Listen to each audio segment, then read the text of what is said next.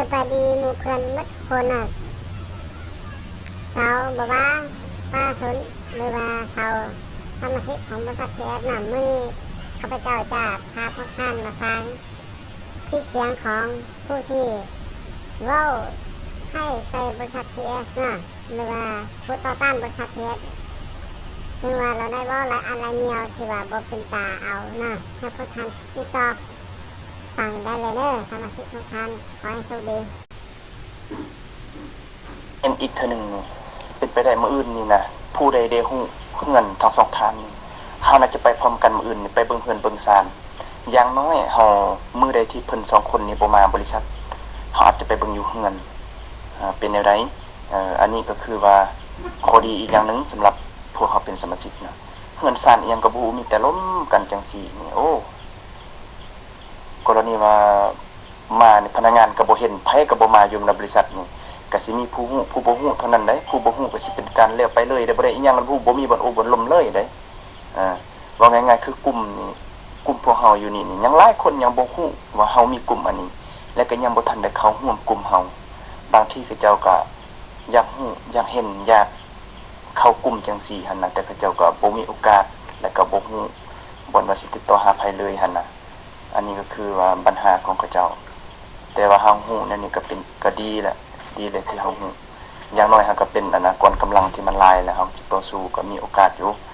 คันเฮาร่วมจิตร่วมใจกัน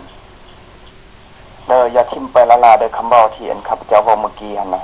และพยายามพากันเปิดฟังได้แล้วก็เก็บไปคิดได้เป็นได้เสียความคิดความเห็น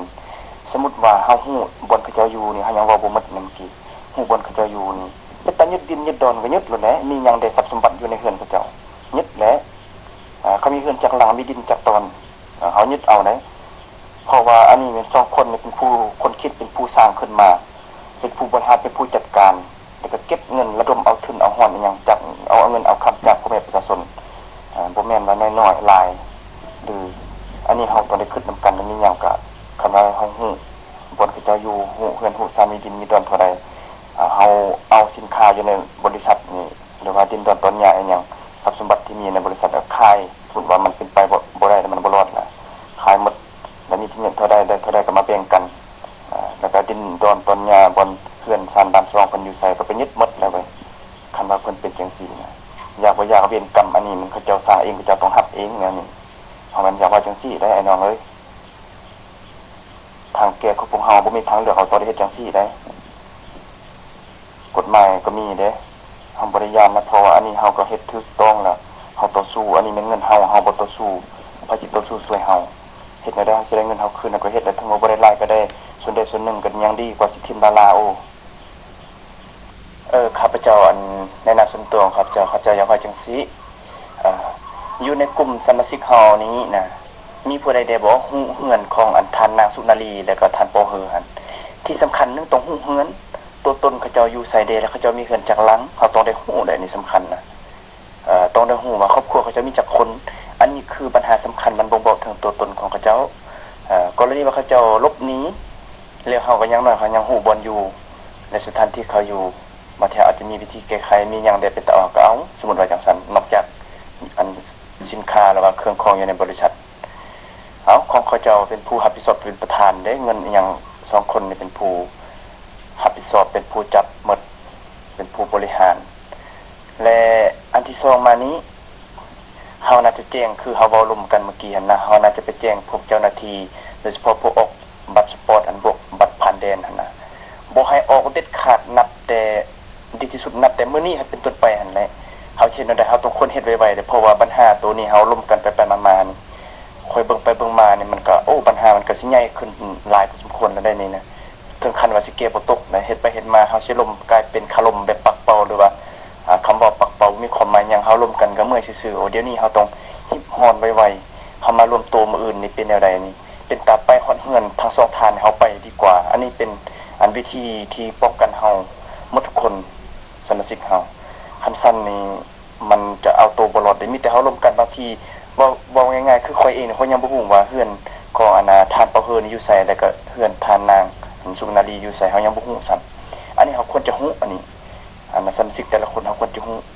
อันที่2มาก็เว้าเรื่องเงินเฮานี่เนี่ย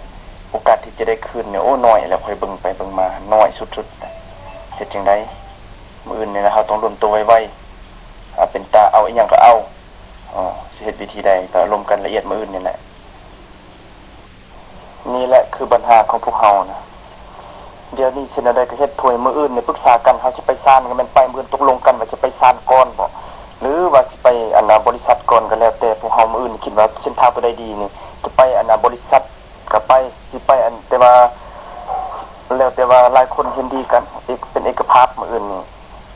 เฮาสิไปบริษัทก็ดีหรือว่าสิไปศาลประชาชนก่อนบ่หรือว่าสภาแห่งชาติบ่สิไปจะได้ก็ไปแหละมื้ออื่นนี่มันตกลงกันมื้ออื่นนี่แหละให้มันละเอียดถ้าผู้ใดบ่มีความจำเป็นแท้ๆหั่นน่ะบ่ให้คาดมื้ออื่นนี่นะต้องสละคันบ่สละนี่มันจบแท้ๆแล้วคันบ่สละน่ะเวลานี่มารุมกันหลายๆคนมื้ออื่นเป็นหยังก็พร้อมเฮ็ดมื้ออื่นนี่แหละคือปัญหาของพวกเฮาน่ะเฮาจะล้มเหลวบัดนี้แหละแต่ส่วนหลายคนเฮาจะทุกข์ย้อนบัดนี้แหละคันเขาเจ้าเฮือนซานบ้านซองก็บ่มีดินดอนต้นหญ้าก็บ่มีเขาเจ้าสรุปง่ายๆตัวตนก็จะบ่มีอีหยังเป็นของตนเองอันนี้ก็คือปัญหานะเขาเจ้าอยากไปใส่ก็แม่นไปแต่คันเฮาบ่เน้นเรื่องการบ่ออกต่างประเทศเนี่ยบ่ออกจากประเทศเฮาคันเฮาต้องเน้นแนวนี้เนี่ยฮู้ว่าเขาเจ้าบ่มีดินมีดอนเฮาต้องเน้นว่าบ่ให้ออกจากประเทศเด็ดขาดเฮาต้องเป็นเน้นวิธีนี้เอาค่อยเห็นดีนำอันเท้าอันเบอร์อัน335หั่นเด้อค่อยเห็นดีนำลาวเว้าเมื่อกี้หั่นน่ะคันว่าเฮาบ่แจ้งให้เจ้าหน้าที่นี่เข้มงวดนี่โดยเฉพาะแม่นภาคส่วนที่เว้าเรื่องเฮ็ดบัตรผ่านแดนผ่านอันนั้นน่ะภาคส่วนนี้นี่คันเขาเจ้าบ่เป็นหูเป็นตาช่วยเฮานี่จักหน่อยนี่คันทานปอเฮอนี่ออกจากประเทศเฮานี่สิคือเราเว้าเท่าใดเฮาสิบ่ได้หยังทั้งสิ้นในทุกอย่างมันสิเป็นแบบบ่ต้องจงใจหมดนะ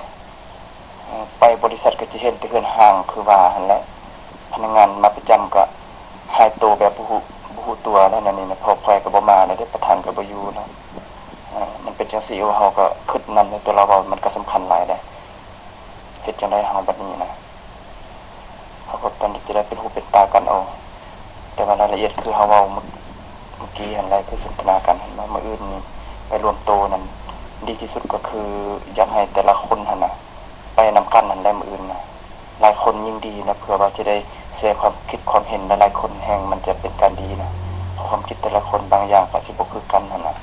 มีหยังก็แลกเปลี่ยนนำกันคันล่มได้ก็บ่เข้าเรื่องเข้าราวก็ไปปรึกษาเจ้าหน้าที่ไปคุมโตเลยแหละไปคุมโต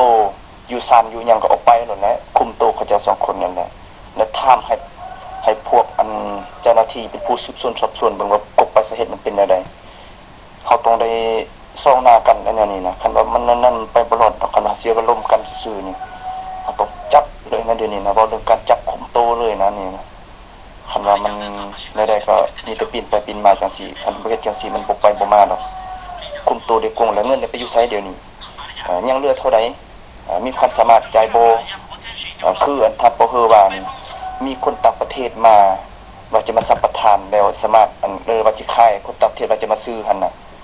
ก็ขายแล้วแม่คันคือเพิ่นเว้ามื้อนั้นน่ะเพิ่นว่าคนต่างประเทศมาจะซื้อคันว่าสิขายนี่มันง่ายโพดเงินให้ประชาชนนี่บ่ยากจักหน่อยนี่คือเพิ่นเว้ามื้อนั้นหั่นน่ะ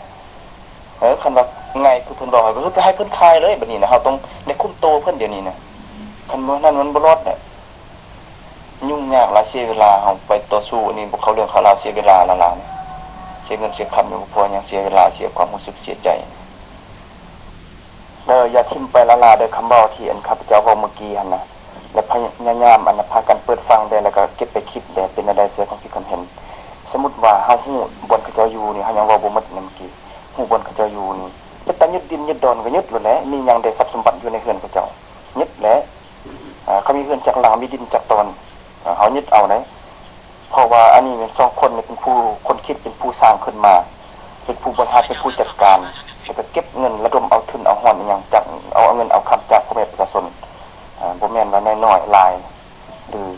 อันนี้เฮาต้องได้คิดนำกันมีหยังก็คำว่าเฮาฮู้บ่อนเขาเจ้าอยู่ฮู้เฮือนฮู้สามีดินมีดอนเท่าใด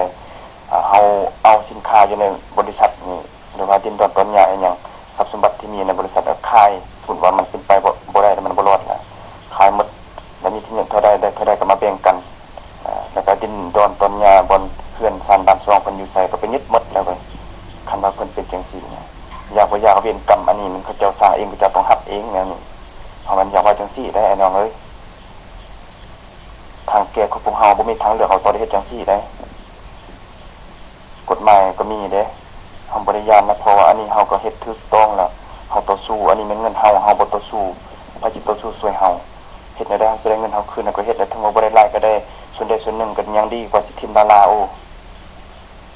แม่นเห็นดีนำอย่าไปวนโดยเรื่องนักข่าวถ้าวนเรื่องนักข่าวเนี่ยเปิดโปงนี่บางทีเฮาสนทนากันแบบนี้นี่ท่านบ่ฮือก็อาจจะบ่ทันฮู้ก็เป็นไปได้มีบางสิ่งบางอย่างที่เฮาเว้าถูกแตะต้องทางจิตใจของเพิ่นที่เพิ่นฮ้อนก้นหั่นน่ะเพิ่นอย่างนี้ก็เพิ่นก็บ่ฮู้ก็มีคันว่าเฮาไปเอานักข่าวนี่ไปเปิดวงกว้างให้เพิ่นฮู้เพิ่นจะวางแผนเตรียมโตออกนี่โดยที่เฮาบ่ฮู้โตของเพิ่นแหน่บ่ฮู้ว่าเพิ่นคิดแนวใดเฮาคิดแนวใดเพิ่นก็ยังบ่ฮู้เป็นการดีแล้วตอนนี้น่ะมีแต่เฮามาสนทนากันก่อนมีหยังปรึกษากันก่อนไปเอานักข่าวไปปึ๊บบัดเดียวเปิดในวงกว้างนะโอ้บ่ได้เด้เพิ่นโดดหนีตอนใดเฮาจะบ่เห็นเพิ่นได้นั่นนี่นะบ่เฮ็ดเดี๋ยวนี้2คนหันฮ้อนโตอย่างนักแล้วได้คันว่าเขาเจ้าเกี่ยมออกนอกประเทศเขาเจ้าก็สิเกี่ยมแล้วเขาเจ้ามีแผนอะไรสมมุติว่าจังซั่นน่ะคันว่า